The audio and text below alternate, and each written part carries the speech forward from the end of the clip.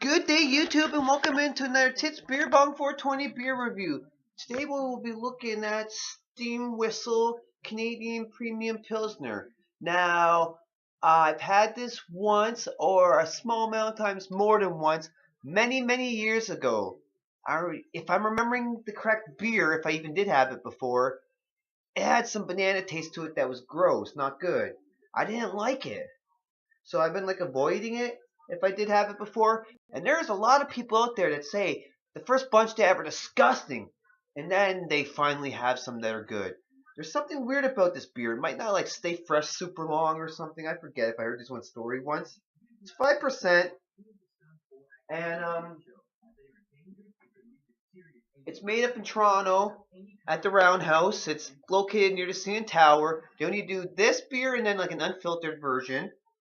Brewed at the Roundhouse, home of the steam locomotive that helped pioneer our nation. Steam Whistle brings you Canada's premium Pilsner, celebrating an era of quality craftsmanship.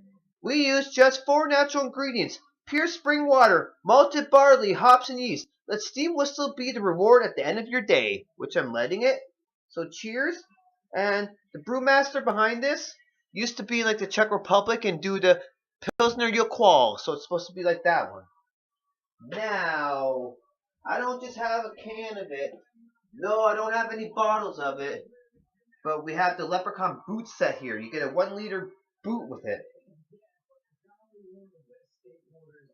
Says here, leprechauns, they're undersized elves of Irish lore. Tiny cobblers to the fairies. Their name drawn from Irish Gaelic word leper man, meaning the little people, and leather brogan, maker of a shoe. Small green figures drink, dance, and play music when not guarding golden treasure. Steam Whistle pays homage to those spiritly elves with this leprechaun boot from which to drink and celebrate our golden nectar. To you, we offer a Celtic toast to your health. Now, no dates are on the bottle. Don't know if they're old, new, what the deal is. And I've never drank out the boot before, so let's all be like adults. If you're going to leave me any comments or anything, if you know anything about the boot, teach me maybe how to drink out of it better, how to do this, how to do that. Because from what I've heard, some people, they'll drink it straight and they're chugging on it, because if you're doing a contest with a bunch of people, the last one who gets it down last has to buy the next round type thing. And some people, there's this air bubble coming up and they start to slowly turn it so it doesn't splash in their face, which it does for some people. I only know about the boot through Beer Fest movie and things online, right? Never used one before. And they say you can just drink it the whole time with it pointing left or right. But I'm doing a review, not a chug. Or it might even be a re-review from tons of years ago. So here's the glass. I'm going to pour the beers in it and just review on it. Cheers.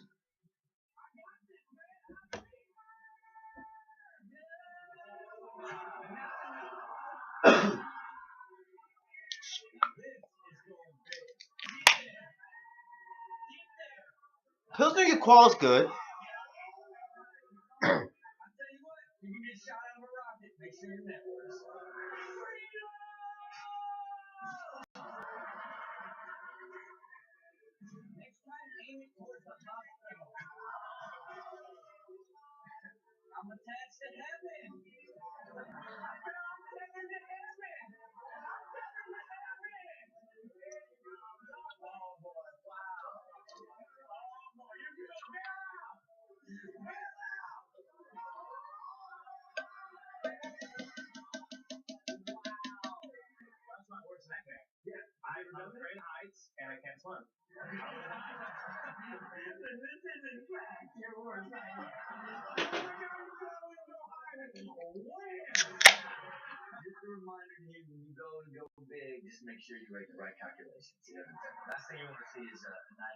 This glass is very light until beverage starts getting in it. Then the liquid gives it some weight.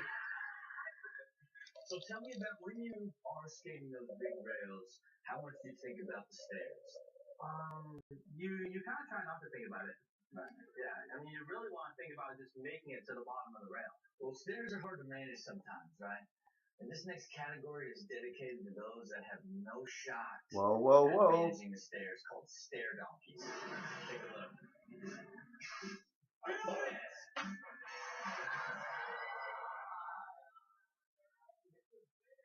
Alright, so I meant to pour the last little bit that I poured in there a bit faster. As you see or don't see, it's clear, like you can see through it, but it makes everything in front of it kind of blurry and bubbly. Lots of small little carbonation, but you know, not super crazy. Just a little over 3-finger head in this beer, fruit glass.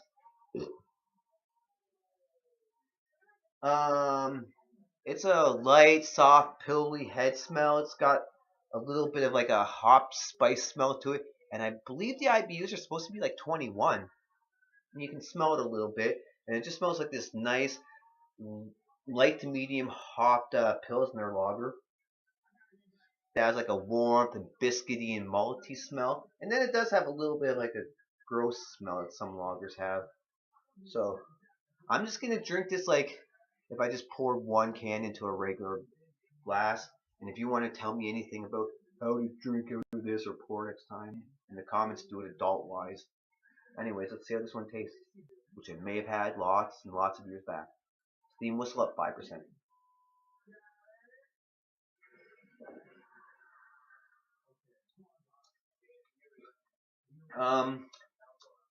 That sip felt like it had like an extra gassiness to it, or something. Like it feels like it's gonna be really weird to drink out of this beer for the first time.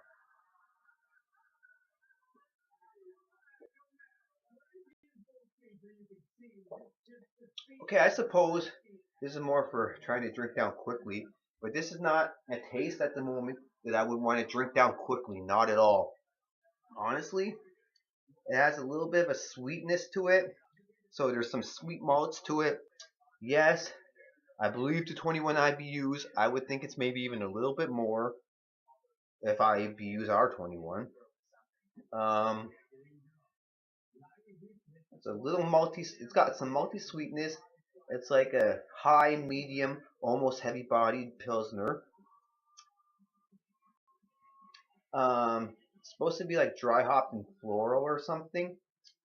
A little dry. I don't know about the floralness. It's more like bready and biscuity. And there's like a little bit like a syrupiness to it.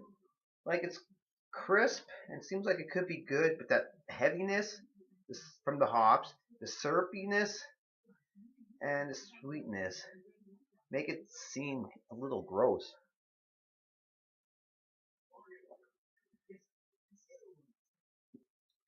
But it's one you could easily put down a little quick. I'm gonna say I wouldn't want a pilsner this hoppy. I would want a pilsner a little less on the malty sweetness and tasting a little bit different. I'm not getting what I thought if I had it before I was getting, but I'm gonna say it has aspects to it that are good and aspects to it that aren't good. Kind of putting it almost at one of those like high gravity, really strong lagers, you know?